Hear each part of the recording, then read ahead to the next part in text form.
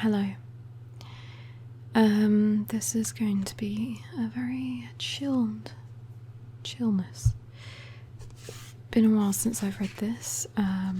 Last thing that happened was Christine just found out about her son who died in Afghanistan, and yeah.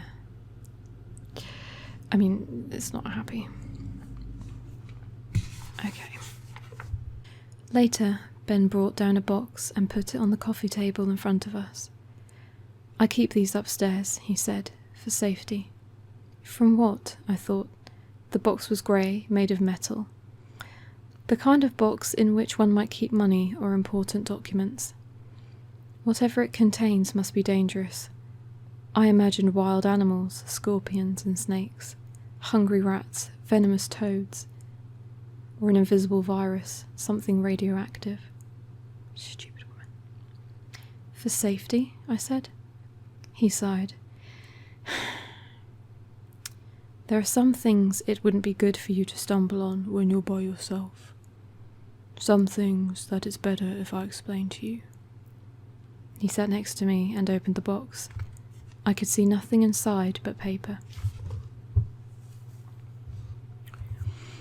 This is Adam as a baby.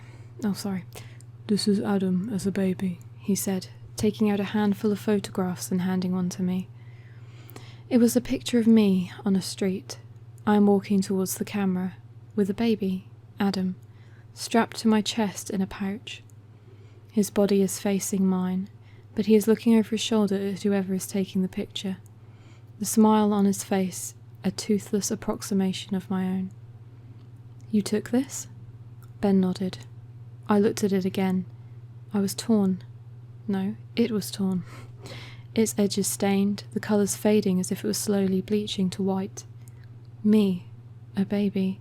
It did not seem real. I tried to tell myself I was a mother. When? I said. Ben looked over my shoulder. He would have been about 6 months old then, he said. So let's see, that must be about 1987. I would have been 27. A lifetime ago. My son's lifetime. When was he born? He dug his hand into the box again, passed me a slip of paper. January, he said. It was yellow, brittle. A birth certificate. I read it in silence. His name was there. Adam. Adam Wheeler, I said out loud. To myself as much to Ben. To myself as much as to Ben. Wheeler is my last name, he said. We decided he should have my name. Of course, I said. I brought the paper up to my face. It felt too light to be a vessel for so much meaning. I wanted to breathe it in, for it to become a part of me. Here, said Ben. He took the paper from me and folded it. There are more pictures, he said. Do you want to see them? No shit, Charlotte. He handed me a few more photographs. We don't have that many, he said as I looked at them. A lot were lost. He made it sound as if they'd been left on trains or given to strangers for safekeeping. Yes, I say, I remember. We had a fire. I said it without thinking. He looked at me oddly, his eyes narrowed, pinched tight. You remember? He said. Suddenly I wasn't sure. Had he told me about the fire this morning, or was I remember him telling me the other day? Or was it just that I had read it in my journal after breakfast? Well, you told me about it. I did, he said. Yes. When? When was it? Had it been that morning, or days ago? I thought of my journal, remembered reading it after he'd gone to work. He told me about the fire as we sat on Parliament Hill. I could have told him about my journal then, but something held me back. He seemed less happy that I'd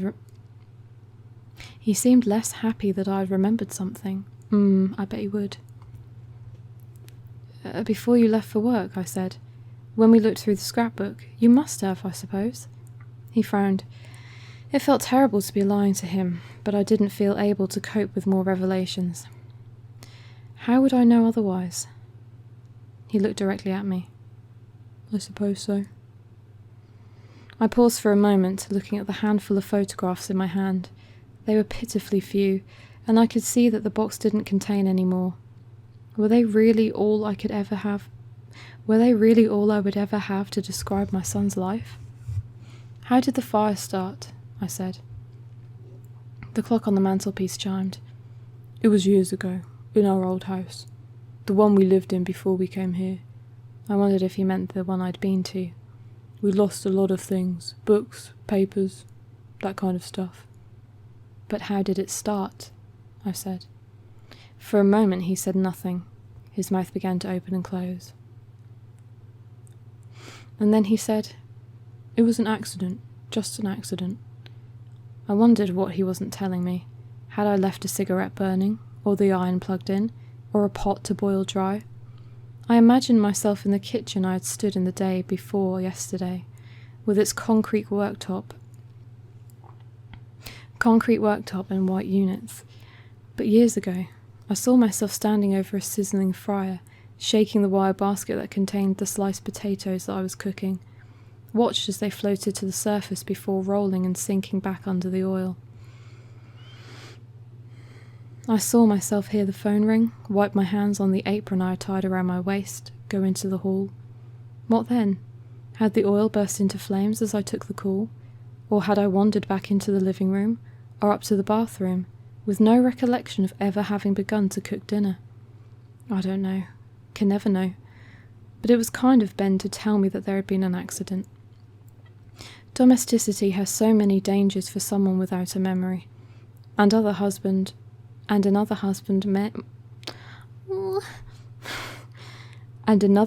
might have pointed out my mistakes and deficits, might have been unable to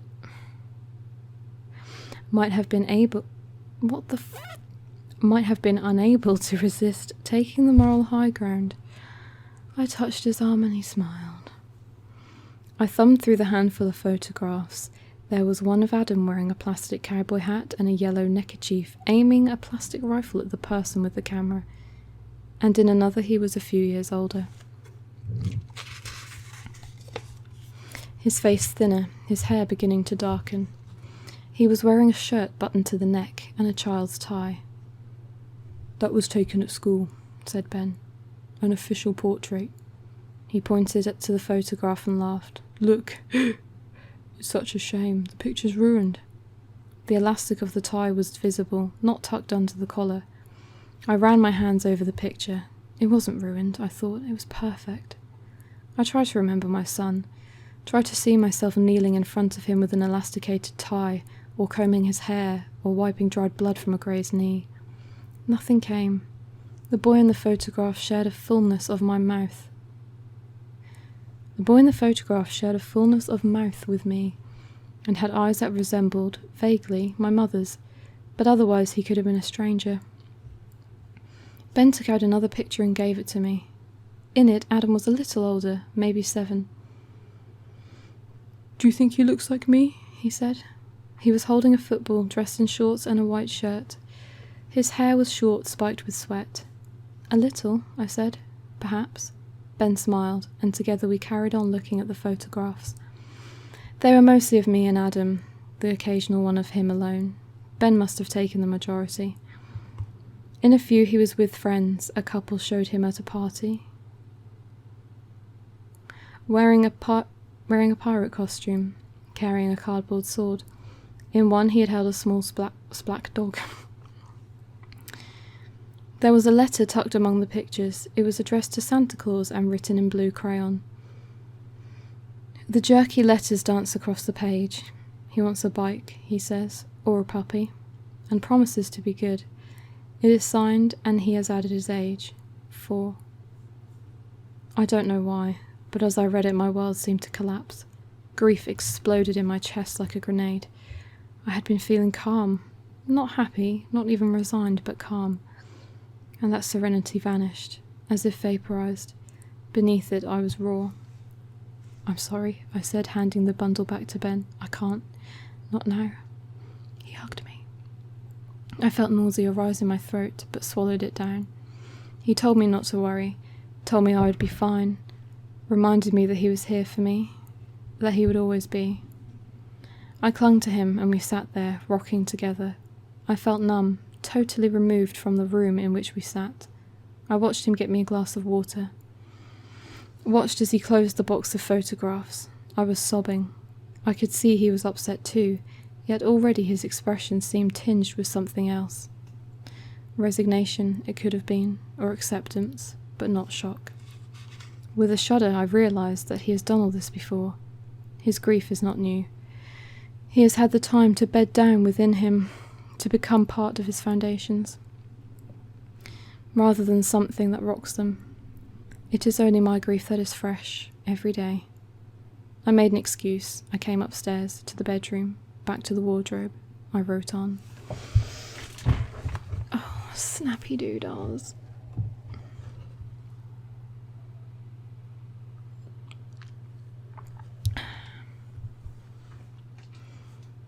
These snatched moments, kneeling in front of the wardrobe or leaning on the bed, writing. I am feverish. It floods out of me, almost without thought. Pages and pages. I am here again now, while Ben thinks I am resting. I cannot stop. I want to write down everything. I wonder if this is what it was like when I wrote my novel. The pouring onto the page. Or had that been slower, more considered? I wish I could remember. After I went downstairs, I made us both a cup of tea. As I stirred in the milk, I thought of how many times I must have made meals for Adam, pureeing vegetables, mixing juice. I took the tea back through to Ben. Was I a good mother? I said, handing it to him. Christine, I have to know, I said. I mean, how did I cope with a child? He must have been very little when I... Had your accident? He interrupted. He was too. You were a wonderful mother, though, until then. Afterwards, well, savage. He stopped talking, letting the rest of the sentence disappear, and turned away. I wondered what it was he was leaving unsaid, what he thought better of telling me. I knew enough to fill in some of the blanks. I might not be able to remember that time, but I can imagine it. I can see myself being reminded every day that I was married and a mother, being told that my husband and son were coming to visit me. I can imagine myself greeting them both every day, as if I'd never seen them before, slightly frostily perhaps, or simply bewildered. I can see the pain we must have had. I can see the pain we must have been in, all of us. It's okay, I said. I understand. You couldn't look after yourself. You were too ill for me to look after you at home. You couldn't be left alone, even for a few minutes. You would forget what you were doing. You used to wander off. I was worried you might run yourself a bath and leave the water running, or try and cook yourself some food and forget you'd started it. It was too much for me, so I stayed at home and looked after Adam. My mother helped, but every evening we would come and see you, and... I took his hand. Sorry, he said. I just find it hard, thinking of that time. I know, I said. I know. How about my mother, though? Did she help? Did she enjoy being a grandmother? He nodded and looked about to speak. She's dead, isn't she? I said. He squeezed my hand. She died a few years ago. I'm sorry. I had been right. I felt my mind begin to close down, as if it couldn't process any more grief, any more of this scrambled past. But I knew I'd wake up tomorrow and remember none of this. What could I write in my journal that would get me through tomorrow, the next day, and the one after that? An image floated in front of me, a woman with red hair, Adam in the army. A name came, unbidden. What will Claire think? And there it was, the name of my friend, Claire. And Claire, I said. My friend Claire. Is she still alive? Claire, Ben said. He looked puzzled for a long moment, then his face changed. You remember Claire? He seemed surprised, and I reminded myself that, according to my journal at least, it had been a few days since I had told him I had remembered her at the party on the roof. Yes, I said, we were friends. What happened to her? Ben looked at me, sadly, and for a moment I froze. He spoke slowly, but his news was not as bad as I'd feared. She moved away, he said, years ago. Must be nearly 20 years, I think. Just a few years after we got married, in fact. Where to? New Zealand. New Zealand. Are we in touch? You were for a while, but no, not anymore. Doesn't seem possible. My best friend. I had written after remembering her on Parliament Hill, and I had felt the same sensation of closeness when I had thought of her today. Otherwise, why would I care what she thought? We argued? He hesitated, and again I sensed a calculation, an adjustment. I realised that of course Ben knows what will upset me. He has had years to learn what I will find acceptable and what is dangerous ground for us to tread. After all, this is not the first time he has had to have this conversation. He has had the opportunity to practice, to learn how to navigate routes that will not rip through the landscape of my life and send me rumbling somewhere else. Tumbling somewhere else. No, he said, I don't think so. You didn't argue, or not that you ever told me anyway. I think you just drifted apart, and then Claire met someone, and she married him, and they moved away. An image came then, Claire and I joking that we would never marry. Marriage is for losers, she was saying as she raised a bottle of red wine to her lips, and I was agreeing. Though at the same time I knew that one day I would be her bridesmaid, and she mine. We would sit in hotel rooms dressed in organza, sipping champagne from a flute while someone did our hair. I felt a sudden flush of love. Though I barely remembered any of our time, our life together, and tomorrow even that will have gone, I sensed somehow that we are still connected, that for a while she had meant everything to me. Did we go to the wedding? I said. Yes, he nodded, opening the box on his lap and digging through it. There are a couple of photos here. They were wedding pictures, though not formal shots. These were blurred and dark, taken by an amateur, by Ben, I guessed. I approached the first one cautiously. She was as I'd imagined her, tall, thin, more beautiful, if anything.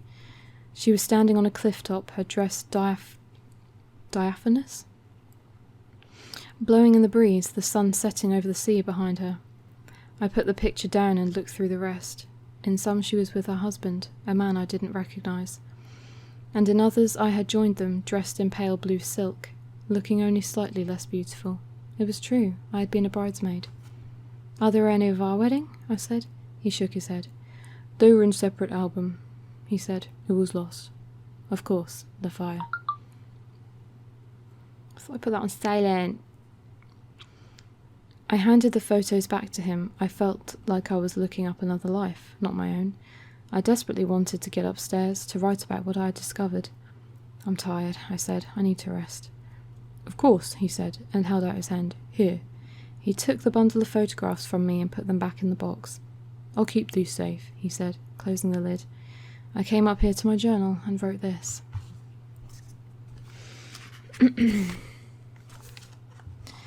Midnight. I am in bed, alone, trying to make sense of all that has happened today.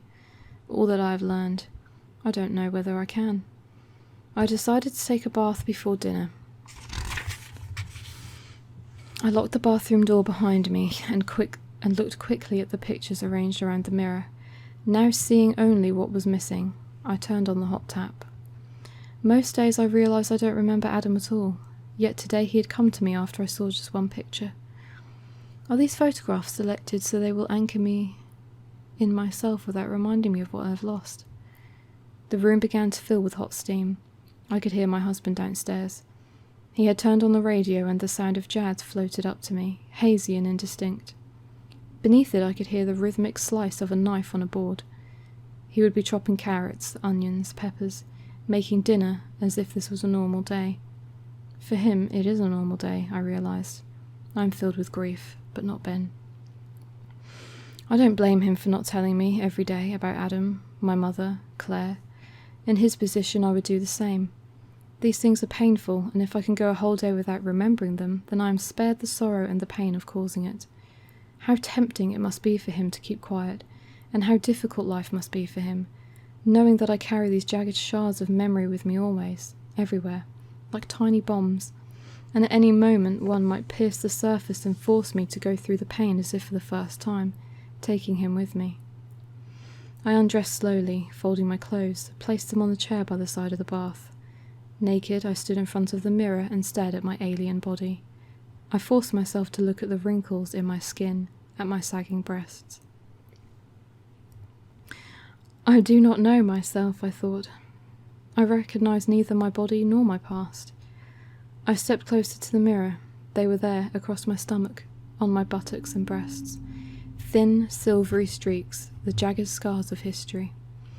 I had not seen them before, because I hadn't looked for them.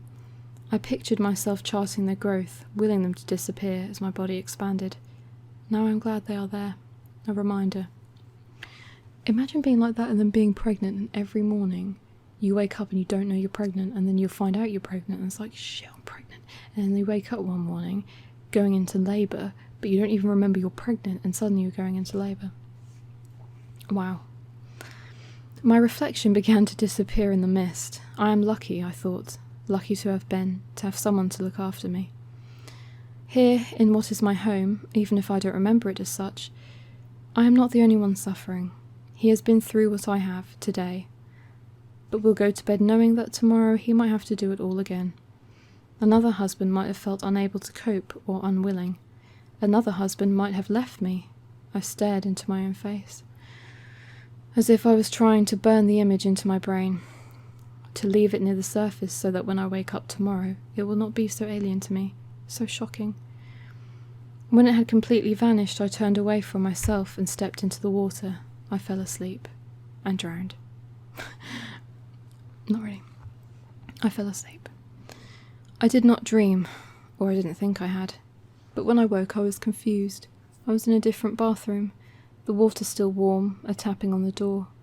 I opened my eyes and recognised nothing. The mirror was plain and unadorned, bolted to white tiles rather than blue. A shower curtain hung from a rail above me. 2 glasses were face down on a shelf above the sink, and a bidet set next to the toilet bowl. I heard a voice. "I'm coming," it said, and I'm coming, it said, and I realised it was mine. There I was doing a man's voice. I sat up in the bath and looked over to the bolted door. 2 dressing gowns hung off hooks on the opposite wall, both white, matching, monogrammed with the letters RGH. I stood up. "Come on," came a voice out from outside the door. It sounded like Ben, but at the same time not Ben. It became a sing-song. "Come on, come on, come on, come on." "Who is it?" I said, but it did not stop. I stepped out of the bath. The floor was tiled, black and white, diagonals.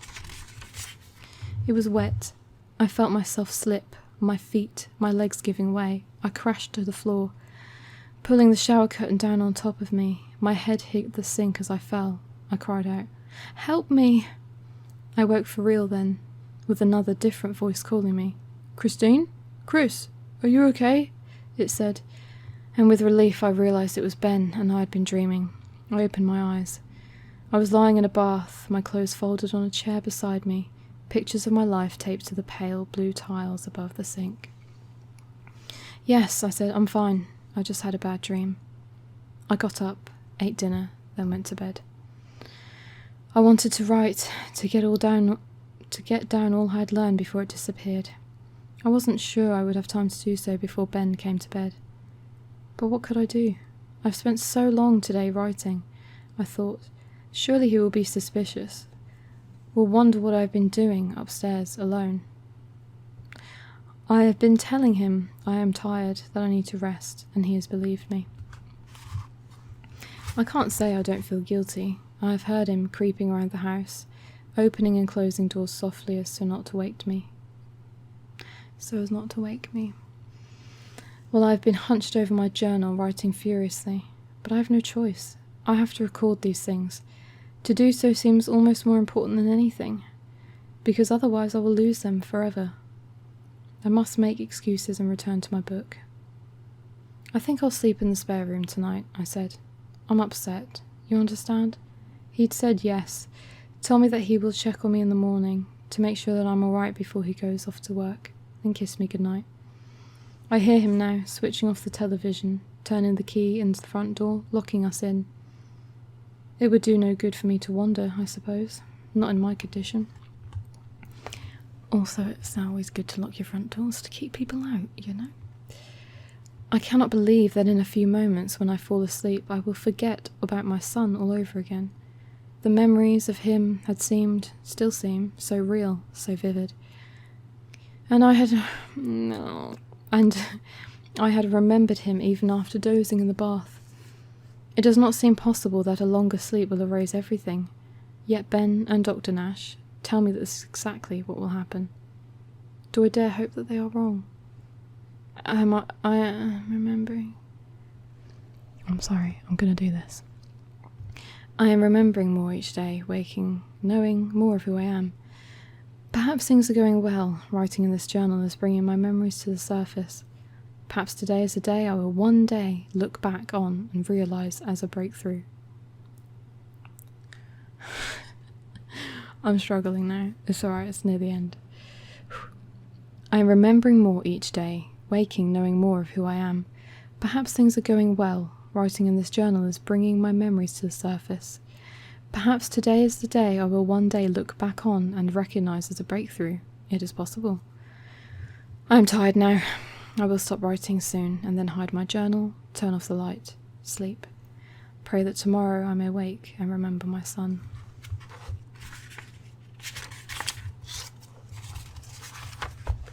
And there we go.